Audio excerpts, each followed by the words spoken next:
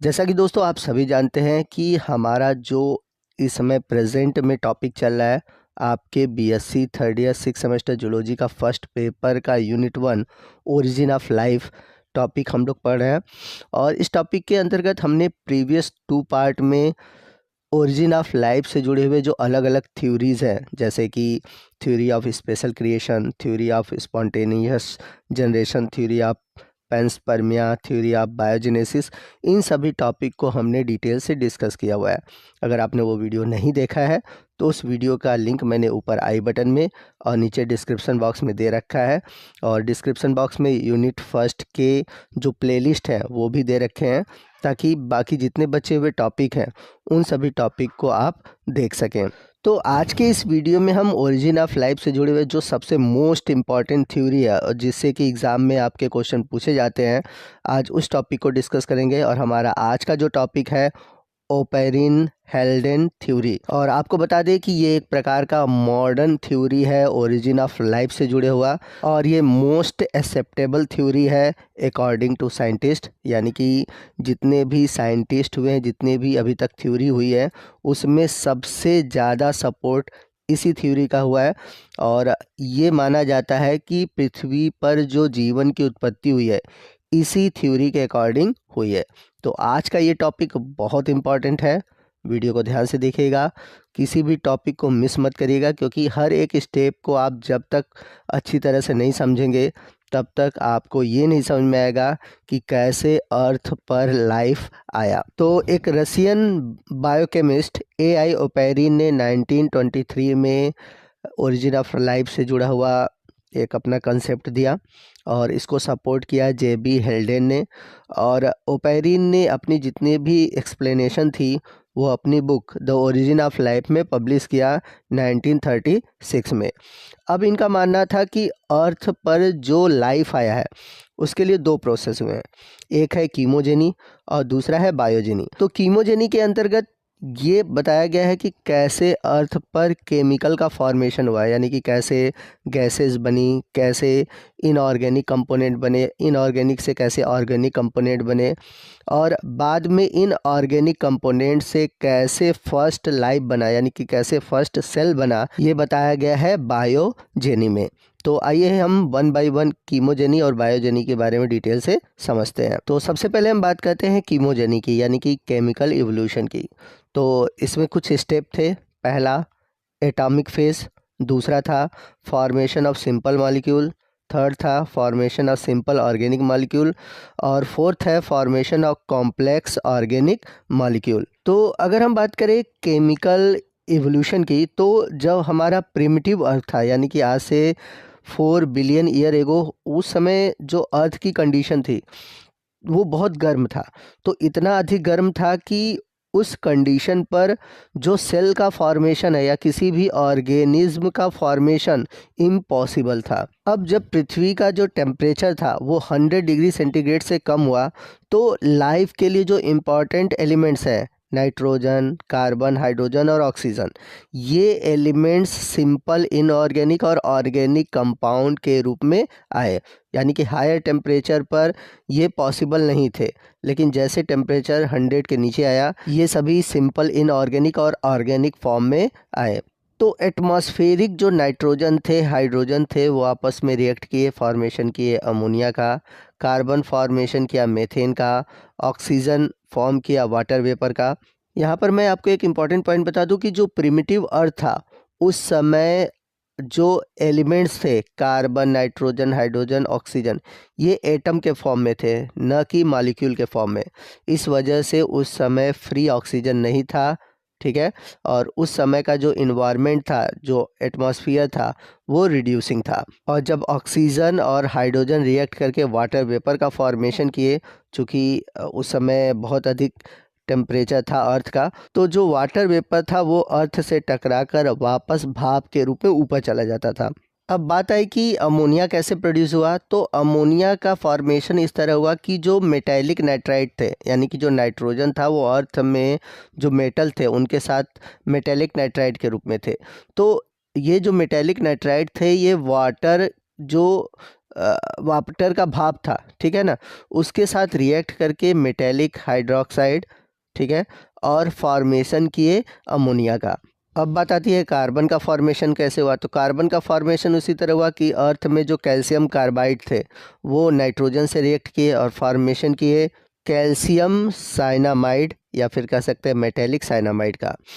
अब ये जो मेटेलिक साइनामाइड थे, यानी कि कैल्शियम कह सकते हैं कैल्शियम साइनामाइड, ये वाटर के भाप से फिर से रिएक्ट किया और फॉर्मेशन किया कैल्शियम कार्बोनेट और अमोनिया का। तो जैसे जैसे वाटर वेपर अर्थ से टकराता गया, ठीक है, धीरे धीरे अर्थ ठंडा होता गया और एक ऐसा कंडीशन आया कि बहुत बारिश हुई, कई सालों तक बारिश लगातार हुई और हमारा अर्थ धीरे धीरे ठंडा हुआ। तो बारिश इतनी अधिक हुई कि जो गड्ढे थे पृथ्वी पर वो पूरी तरह से भर गए। और आप सभी जानते हैं कि हमारे अर्थ पर मैक्सिमम वाटर है, तो ढेर सारे वाटर बॉडीज़ बने, ओशियन बना, सी बना, ठीक है, रिवर बने, पॉन्ड बने, मतलब ढेर सारे वाटर बॉडीज़ बने।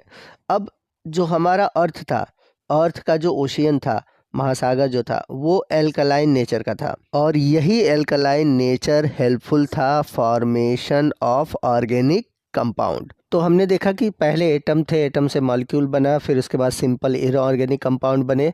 अब इन सिंपल इनऑर्गेनिक कंपाउंड से कैसे सिंपल ऑर्गेनिक कंपाउंड बने। तो जैसे जैसे हमारा जो प्रिमिटिव अर्थ था वो ठंडा हुआ, उसका टेम्परेचर जो है 50 से 60 डिग्री सेंटीग्रेड पर पहुंचा, तो इन्वायरमेंट में जो कार्बन है, अमोनिया है, अब ये जो मॉलिक्यूल है ये क्या करेंगे, वाटर बॉडीज़ में जो मिनरल्स हैं, वाटर है, उनके साथ रिएक्ट करेंगे, यानी कि उनके साथ रिकॉम्बिनेशन होगा। अब उसमें कई सारे प्रोसेस होंगे, कंडेंसेशन, पॉलीमराइजेशन, ऑक्सीडो रिडक्शन, ठीक है, तो जिससे फॉर्मेशन होगा simple organic compound like alcohol, aldehyde, glycerol, fatty acid, purine, pyrimidine, simple sugar. और जैसा कि हम सभी जानते हैं कि डीएनए आरएनए के फॉर्मेशन के लिए आपको purine, pyrimidine, deoxyribose sugar, ribose sugar, इन सभी की ज़रूरत पड़ेगी। एमिनो एसिड का फॉर्मेशन हुआ और एमिनो एसिड से ही बनते हैं प्रोटीन, और प्रोटीन हमारे लिए, हमारे सेल के फॉर्मेशन के लिए ज़रूरी है। तो जितने भी सेल के फॉर्मेशन के लिए ऑर्गेनिक कंपाउंड थे उन सभी का फॉर्मेशन धीरे धीरे हो गया। अब बात आती है कि फैटी एसिड और ग्लिसरॉल का फॉर्मेशन कैसे हुआ। तो फैटी एसिड और ग्लिसरॉल का फॉर्मेशन जो है वो कंडेंसेशन और पॉलीमराइजेशन ऑफ एल्डिहाइड और कीटोन के कारण हुआ।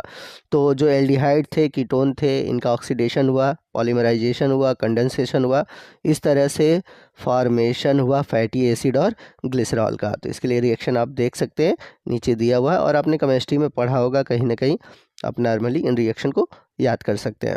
यहाँ पर मैं आपको एक इम्पॉर्टेंट चीज़ और बता दूँ कि ये जो रिएक्शन थे ये होते कैसे थे। तो ये जनरली होते थे फोटोकेमिकल रिएक्शन की वजह से। अब फोटोकेमिकल रिएक्शन पॉसिबल कैसे हुआ। तो कुछ फैक्टर थे जिसकी वजह से फोटोकेमिकल रिएक्शन हुए, जैसे कि अर्थ की जो गर्मी थी उसकी वजह से, सन की जो कॉस्मिक रेस थी, और इसके अलावा जब बारिश होती थी, जब बिजली चमकती थी, उसकी वजह से इलेक्ट्रिकल एनर्जी प्रोड्यूस होती थी। तो इन सभी एनर्जीज़ की वजह से ही जो ऑर्गेनिक कंपाउंड बने वो बन पाए, ठीक है। अब हेल्डेन नामक वैज्ञानिक ने कहा कि ये जो सिंपल ऑर्गेनिक कंपाउंड थे, चूँकि पानी बहुत गर्म था समुद्र का, तो उसमें ये एक तरह से इकट्ठा हुए और एक तरह से फॉर्मेशन किए हॉट थिन सूप का, या जिसे हम प्रीबायोटिक सूप भी कहते हैं। तो यहाँ पर हेल्डेन के कहने का मतलब ये था कि समुद्र के गर्म पानी में जब ये ऑर्गेनिक कंपाउंड इकट्ठा हुए तो वो गर्म सूप की तरह प्रतीत हुए, इस वजह से उन्होंने इसे कहा हॉट सूप या फिर प्रीबायोटिक सूप। अब यहाँ पर दिमाग में एक बात आती है कि ये जो सिंपल ऑर्गेनिक कंपाउंड थे ये किस कारण एक्यूमुलेट हुए, यानी कि जितने भी ऑर्गेनिक कंपाउंड समुद्र में बने वो किस कारण से आपस में एक दूसरे के पास आकर चिपके। तो सिंपल ऑर्गेनिक कंपाउंड के एक्यूमुलेशन के लिए दो रीज़न थे। तो सबसे पहला रीज़न था कि उस समय हेट्रोट्रॉप्स नहीं थे। हेट्रोट्रॉप्स का मतलब क्या है? हेट्रोट्रॉप्स का मतलब है क्योंकि जो भोजन के लिए दूसरों पर निर्भर होते हैं, तो हेट्रोट्रॉप्स थे नहीं, इसलिए एक्यूमुलेशन हो पाया। दूसरा रीज़न था प्रेजेंस ऑफ रिड्यूसिंग और प्रिमिटिव एटमॉस्फेयर, यानी कि उस समय जो एटमॉस्फेयर था उस एटमॉस्फेयर में ऑक्सीजन नहीं थे, इस वजह से जो एटमॉस्फेयर था वो रिड्यूसिंग था। तो ऑक्सीजन न होने की वजह से ये जो ऑर्गेनिक कंपाउंड थे वो ऑक्सीडाइज नहीं हो पाए। अब अगले स्टेप में क्या हुआ, अब जब सिंपल ऑर्गेनिक कंपाउंड बन गए, अब उनसे सिंपल ऑर्गेनिक कंपाउंड से फॉर्मेशन हुआ कॉम्प्लेक्स ऑर्गेनिक कंपाउंड। तो सिंपल से जो कॉम्प्लेक्स ऑर्गेनिक कंपाउंड बने वो बने पॉलीमराइजेशन के थ्रू, यानी कि बहुलकीकरण के थ्रू। तो जब छोटे छोटे मॉलिक्यूल आपस में मिलकर बड़े मॉलिक्यूल बनाते हैं तो उस प्रोसेस को हम बोलते हैं पॉलीमराइजेशन। तो इस तरह से पॉलीमराइजेशन के थ्रू जो कॉम्प्लेक्स ऑर्गेनिक कंपाउंड बने like starch, cellulose, glycogen, fat, nucleotide, nucleic acid, polypeptide, और इसके अलावा कुछ ऐसे भी पॉलीपेप्टाइड चेन बने जो कि प्रिमिटिव एंजाइम की तरह बिहेव करते थे, और यही प्रिमिटिव एंजाइम आगे चलकर फॉर्मेशन किए कुछ स्पेसिफिक कंपाउंड का जो कि लाइफ फॉर्मेशन के लिए ज़रूरी थे। और जैसे जैसे एमिनो एसिड पॉलीपेप्टाइड का फॉर्मेशन किए और प्रोटीन बना, और ये प्रोटीन मॉलिक्यूल एक तरह से ओरिजिन ऑफ लाइफ के लिए लैंडमार्क थे। तो इस तरह से देखा जाए तो प्रोटीन और न्यूक्लिक एसिड ये दोनों टू प्राइम केमिकल कंपाउंड थे जीवन के उत्पत्ति के लिए। तो एक तरह से एक थ्योरी आई प्रोटीनॉइड थ्योरी। प्रोटीनॉइड थ्योरी ये कहता है कि सबसे पहले प्रोटीन का फॉर्मेशन हुआ, और एक थ्योरी थी नेक्ड जीन हाइपोथेसिस, और ये हाइपोथेसिस कहता है कि सबसे पहले डीएनए आया, क्योंकि डीएनए के कंट्रोल के द्वारा ही फॉर्मेशन होता है प्रोटीन का। अब कंपाउंड ऑर्गेनिक मॉलिक्यूल के बाद बने कोएसरवेट्स। कोएसरवेट्स है क्या, और बड़ा ही इंपॉर्टेंट है, इससे शॉर्ट क्वेश्चन आपके एग्जाम में पूछे जाते हैं। तो एक तरह से माना जाता है कि जो कोएसरवेट्स होते हैं एक प्रकार के प्रिमिटिव लिविंग सेल होते हैं जिनका फॉर्मेशन कॉम्प्लेक्स ऑर्गेनिक कंपाउंड से होता है। तो दो वैज्ञानिक ओपेरिन और सिडनी फॉक्स ने प्रपोज किया कि जो कॉम्प्लेक्स ऑर्गेनिक कंपाउंड है ये बायोजेनेटिकली क्या करते हैं कि फॉर्मेशन करते हैं एक कोलाइडल सेल लाइक स्ट्रक्चर का, जिसको हम बोलते हैं कोएसरवेट्स। अब बात आती है यहाँ पर ए बायोजेनेटिकली क्या है। ए बायोजेनेटिकली का मतलब है कि जब नॉन लिविंग थिंग से फॉर्मेशन होता है लिविंग थिंग का। तो इन कोएसरवेट्स का फॉर्मेशन कैसे हुआ? इनका फॉर्मेशन हुआ due to aggregation of large molecule, large colloidal molecule of organic compound. तो जो कॉम्प्लेक्स ऑर्गेनिक कंपाउंड थे ये कुछ फोर्स के कारण आपस में एक साथ आए, एग्रीगेट किए और फॉर्मेशन किए कोएसरवेट्स का। तो ओपेरिन ने इसे कोएसरवेट्स कहा और SW फॉक्स ने इसे माइक्रोस्फीयर किया।